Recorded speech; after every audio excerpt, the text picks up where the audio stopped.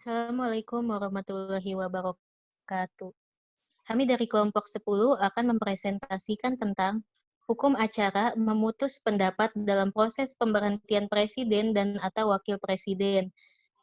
Kami terdiri atas Aziza Ratu Buana, Indah Hairunisa, Rifki Hoyrul Rizal, dan MHD Yusril. Materi pertama akan dijelaskan oleh Saudari Aziza Ratu Buana. Tempat dan waktunya dipersilakan.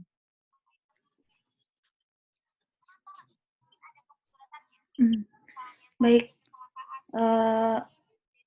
di sini saya akan menjelaskan tentang materi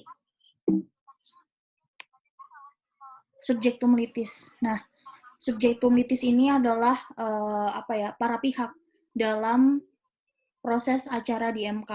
Nah, para pihak dalam pemakzulan atau impeachment ini terdiri dari pemohon dan juga termohon. Nah, pemohon ini sesuai dengan mekanisme pemberhentian presiden tentu adalah DPR sebagai lembaga yang diberi wewenang untuk memutus pendapat untuk mengatakan bahwa presiden telah melanggar hukum atau tidak.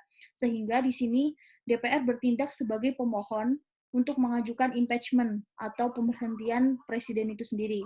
Yang mana hal ini dicantumkan dalam pasal 80 ayat 1 Undang-Undang Mahkamah Konstitusi. Selanjutnya, subjektum litisnya adalah presiden dan atau wakil presiden, di mana presiden ini dapat bertindak sendiri, didampingi ataupun diwakili ke kuasa hukumnya. Presiden atau wakil presiden ini disebut sebagai termohon. Nah, di pemohon itu tadi juga DPR dapat diwakili oleh kuasa hukum, namun di persidangan selanjutnya DPR yang mana hal tersebut adalah pimpinan DPR wajib untuk datang secara sendiri. Itu saja terkait dengan subjektum litis. Saya kembalikan ke Indah. Selanjutnya akan dijelaskan oleh Saudara Rifki. Tempat dan waktunya dipersilakan. Ya, selanjutnya ada objek litis.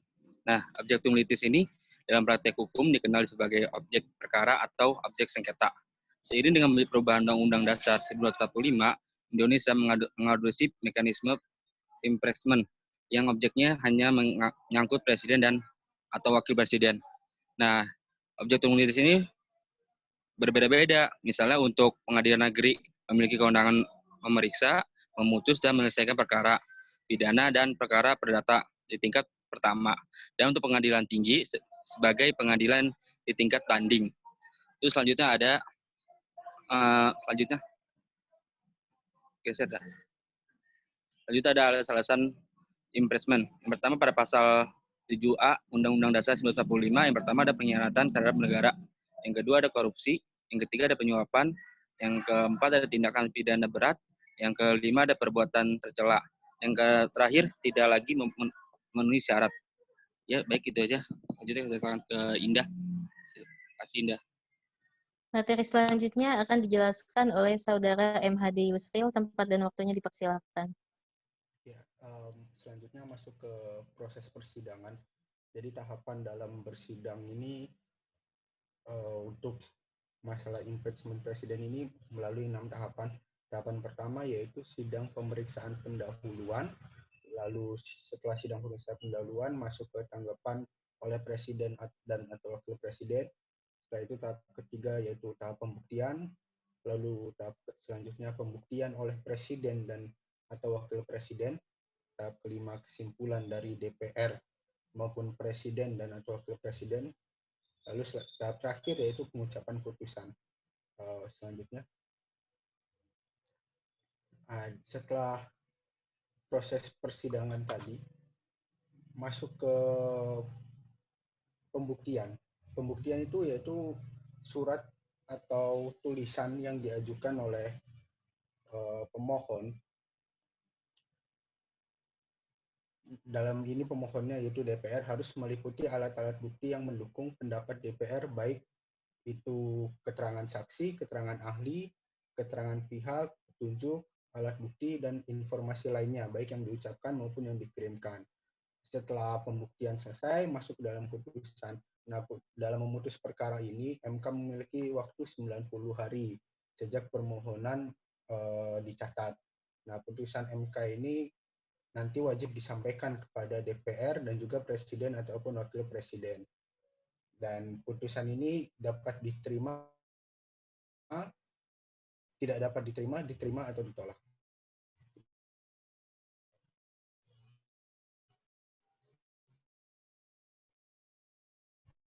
Kembalikan ke Ya, selanjutnya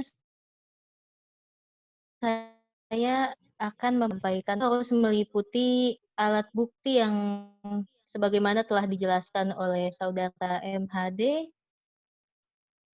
Lalu alat bukti berupa surat atau tulisan yang dipergunakan di persidangan itu haruslah dibubuhi materai dan juga sesuai dengan peraturan perundang-undangan yang berlaku. Setelah itu, alat-alat bukti dilakukan pemeriksaan oleh MK dan memberi kesempatan kepada Presiden dan atau Wakil Presiden dan atau kuasa hukumnya untuk mengajukan pertanyaan dan atau meneliti alat bukti tersebut. Nah, nanti setelah pembuktian oleh DPR, akan dilakukan pembuktian oleh Presiden dan atau Wakil Presiden.